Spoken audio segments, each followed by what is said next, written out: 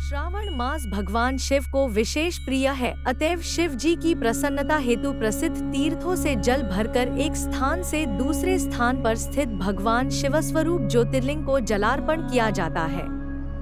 इसी को कांवड़ यात्रा भी कहा जाता है। इसी महीने में शिव जी की पूजा एवं अभिषेक भी किया जाता है। सोमवार को अधिकतर शिव भक्त व्रत रखते हैं। प्रो गिरिजाशंकर शास्त्री, ज्योतिष विभाग अध्यक्ष, काशी हिंदू विश्वविद्यालय। श्रावण मास परम साधना का पर्व है। समस्त पृथ्वीवासियों को तृप्ति देने वाला श्रावण जैसा कोई दूसरा मास नहीं है। भारतीय मनीषियों ने सनातनीय द्वादश मासों के क्रम में 5वें मास को श्रावण मास कहा है। यह श्रवण नक्षत्र से बना है। महर्षि पाणिनि कहते हैं कि पूर्णिमा में होने वाले नक्षत्रों के आधार पर ही चांद्रादि मास होते हैं। सास्मिन पौर्णमासी, अतएव जिस महीने में श्रवण नक्षत्र में पूर्णिमा होती है उसे ही श्रावण मास कहते हैं। ज्योतिष शास्त्र श्रवण नक्षत्र का स्वामी भगवान विष्णु को मानता है। कुछ विद्वानों के मत से सृष्टि का प्रारंभ जल से हुआ है और सावन मास जल की प्रधानता लिए हुए है। आकाश से बरसता हुआ जल अमृत सदृश ही होता है। वेद कहते हैं अपेव ससर जादो। जल का एक पर्याय नारा शब्द भी है और यह नारा जल जिसका घर है वह विष्णु नारायण ही है, अर्थात विधाता ने सर्वप्रथम जल का निर्माण किया। इस महीने भगवान विष्णु जगत पालन का अपना दायित्व भगवान शिव को समर्पित कर जल का आश्रय लेकर क्षीर सागर में शयन करने चले जाते हैं। ध्यातव्य है कि सूर्य का एक नाम विष्णु भी है। मासेषु द्वादशादित्याः तपन्ति ही यथाक्रमम्। जिन 4 मासों में विष्णु शयन की बात कही गई है उसमें सूर्य की किरणों का प्रभाव वर्षा की प्रबलता के कारण पृथ्वीवासियों को स्वल्प ही प्राप्त होता है। 2 ही तत्व सृष्टि के मूल में कार्य करते हैं, अग्नि एवं सोम। अग्नि सोमात्मकं जगत। इस समय दक्षिणायन काल होने से अग्नि की मनता समस्त जीव जंतु पेड़ पौधे वनस्पतियां सोम तत्व से जीवन को प्राप्त करते हैं। इस मास में अत्यधिक जल वृष्टि होने से पृथ्वी में कणों के गर्भांकुर फूट पड़ते हैं।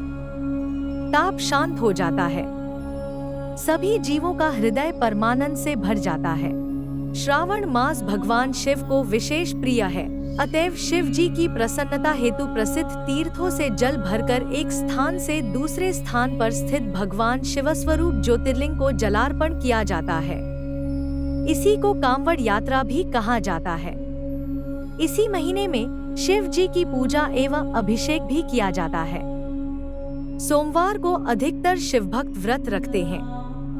श्रावण मास में सोम तत्व की अधिकता के कारण ही सोमवार को विशेष महत्व दिया जाता है। अतः इस दिन भक्तगण शिवाराधन अथवा रुद्राभिषेक प्रचुरता से करते हैं। श्रावण मास के प्रत्येक मंगलवार को कुमारी कन्याओं व सौभाग्यवती महिलाओं के लिए मंगला गौरी व्रत का विधान धर्मशास्त्रों में बताया गया है।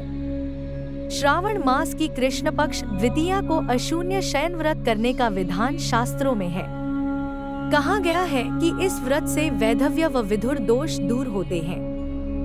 पति पत्नी का साथ बना रहता है। यह अशून्य शयन व्रत लक्ष्मी सहित भगवान विष्णु को विशिष्ट शैया पर पधारकर अनेक उपचारों द्वारा पूजन किया जाता है।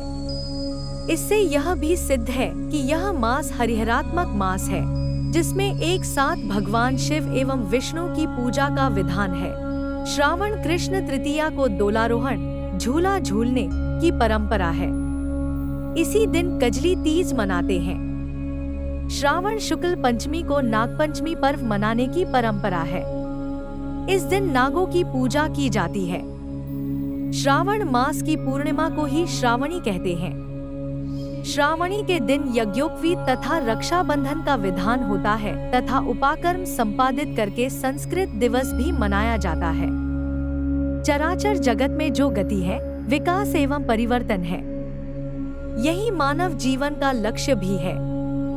श्रुति कहती है सृष्टि के पूर्व न सत कारण था न असत कार्य था, केवल एक निर्विकार परमात्मा शिव ही विद्यमान थे। अतः जो वस्तु सृष्टि के पूर्व भी और पश्चात भी रहती है वही जगत का कारण विष्णु या शिव है। भगवान नित्य और अजन्मा है।